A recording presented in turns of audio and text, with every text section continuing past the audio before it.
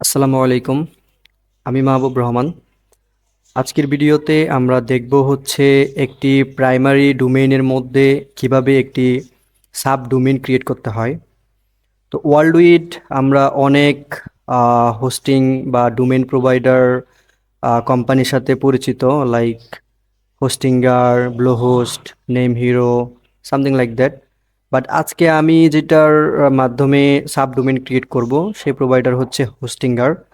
So কথা না বাড়িয়ে চলুন দেখি কিভাবে একটি প্রাইমারি ডোমেইনের মধ্যে একটি সাব ডোমেইন ক্রিয়েট করতে হয়। তো অ্যাট ফার্স্ট আমরা চলে আসলাম হোস্টিঙ্গারের যে অফিসিয়াল ওয়েবসাইট আছে। তো এখান থেকে হচ্ছে আমরা লগ ইন করবো।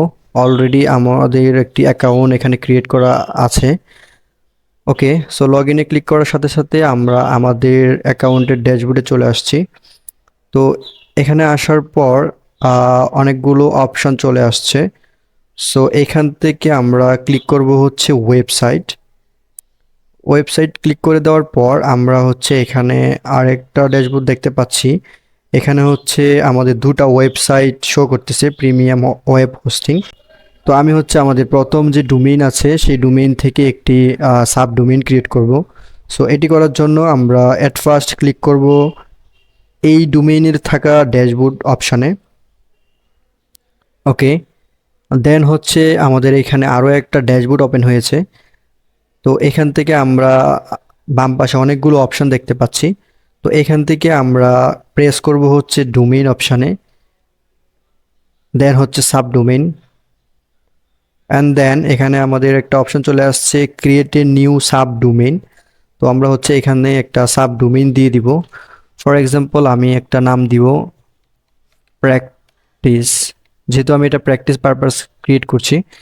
ওকে, সো আমি এটাকে এখান থেকে কপি করে নিব, অ্যান্ড এখানে হচ্ছে custom folder for sub domain, এটাকে এনাবল করে এখানেও এটা পেস্ট করে দিব। ওকে, দেন হচ্ছে এখান থেকে ক্রিয়েটে ক্লিক করে দিব। ওকে, তো সাকসেসফুলি আমাদের এখানে একটা সাব ডোমেইন ক্রিয়েট করা হয়েছে। আমরা যদি এটাকে একটু ওপেন করে দেখি, দেন আমাদের সাব ডোমেইনের পেজের মধ্যে আমরা যেহেতু কিছুই করিনি, দ্যাটস ওয়াই এগুলো চলে আসছে অফিসিয়াল থিম যেটা। এনিওয়ে, একটি সাব ডোমেইনের মধ্যে কিভাবে ওয়ার্ডপ্রেস ইনস্টল করতে হয়। সো ফার্স্ট অফ অল আমরা চলে আসছি আমাদের সেই ড্যাশবোর্ডে যেখানে আমরা সাব ডোমেইনটি ক্রিয়েট করেছিলাম। সো এখান থেকে হচ্ছে আমরা অনেকগুলো অপশন দেখতে পাচ্ছি, এটা হচ্ছে আমাদের সাব ডোমেইন। সো এখান থেকে আমরা যেটা করব, এখানে হচ্ছে আমরা ডোমেইনের নিচে একটা অপশন দেখতে পাচ্ছি ওয়েবসাইট।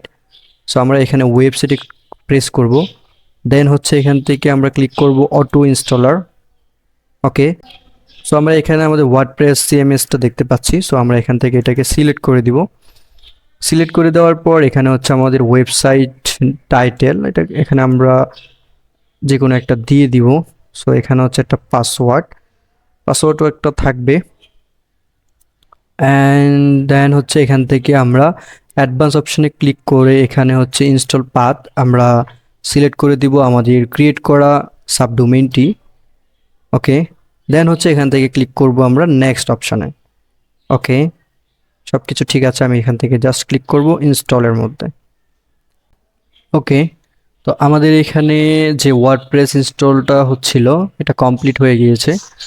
তো এখানে হচ্ছে আমরা ক্লিক করব এখান থেকে যে ওয়ার্ডপ্রেস অ্যাডমিন অপশন আছে এখানে। ওকে, তো এটা হচ্ছে রিডিরেক্টিং হচ্ছে। ওকে, সো আমরা সাকসেসফুলি আমাদের ওয়ার্ডপ্রেস ড্যাশবোর্ডে চলে আসছি। তো আমরা হচ্ছে আমাদের নেক্সট ভিডিওতে দেখব এই ওয়েবসাইটে থাকা প্রত্যেকটা অপশানের কি কি কাজ।